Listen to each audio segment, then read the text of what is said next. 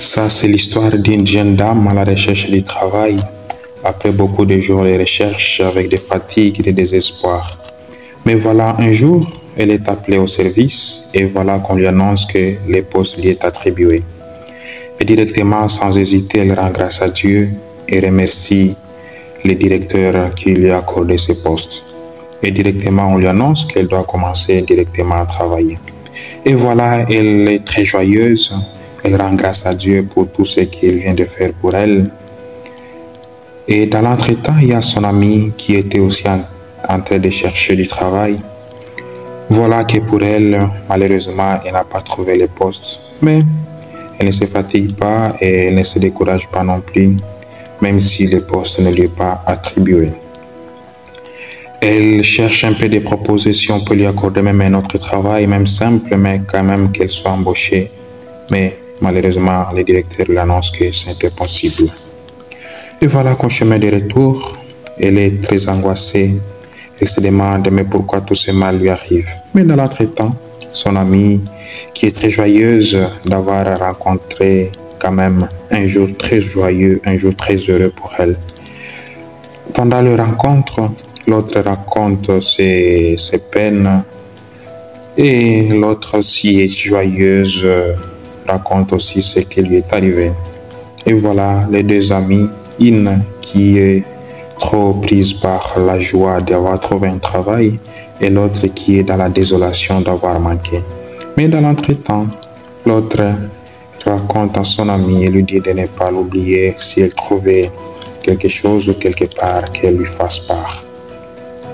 Et c'est sous ce temps que les amis se séparent. Mais dans l'entretemps, l'autre qui ne cesse toujours pas de manifester sa joie d'avoir trouvé du travail, raconte un homme de Dieu en cours de route et voilà, elle lui confie c'est pourquoi elle est comme ça en liesse.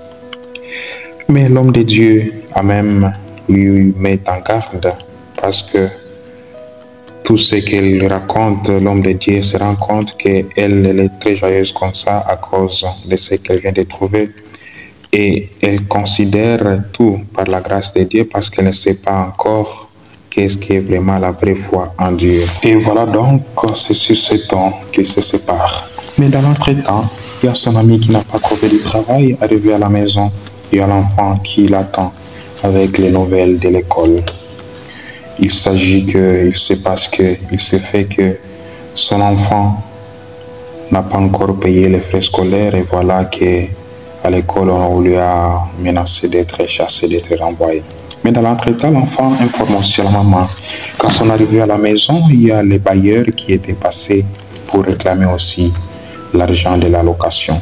Et en laissant aussi un message que s'ils ne payent pas dans un délai convenu, ils seront renvoyés de la maison.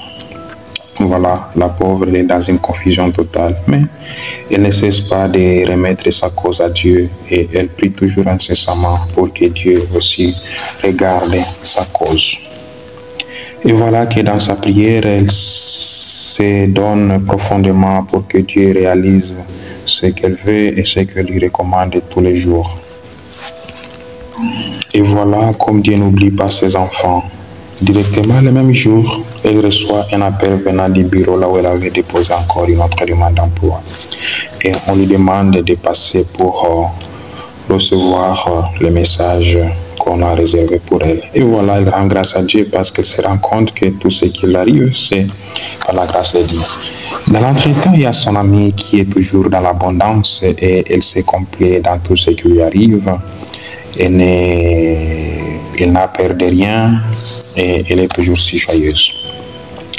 Quelques temps plus tard, voilà que se passe quelque chose au bureau de l'amie qui était toujours comblée, qui était toujours joyeuse de ce qui se passe. Voilà qu'on leur annonce que les entreprises ne peuvent pas faire davantage pour eux, donc ils seront obligés de les licencier pour le moment et que chacun doit chercher comment survivre. Voilà, la pauvre, elle est tombée vraiment dans une grande désolation. Elle ne sait pas quoi faire.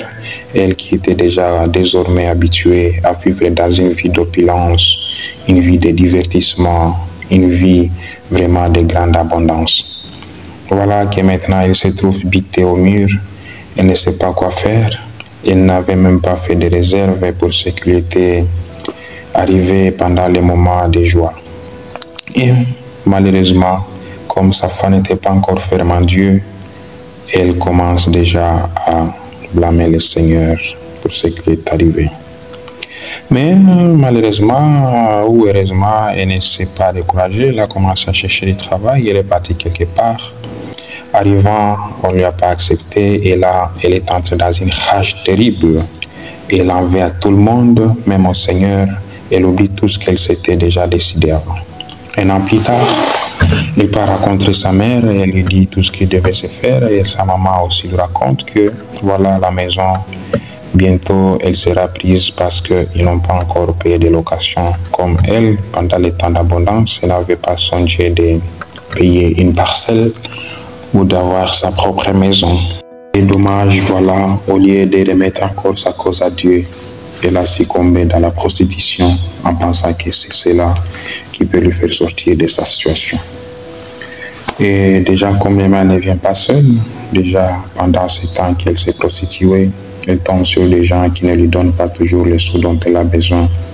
Et elle va subir des maltraitances et toutes sortes de discriminations.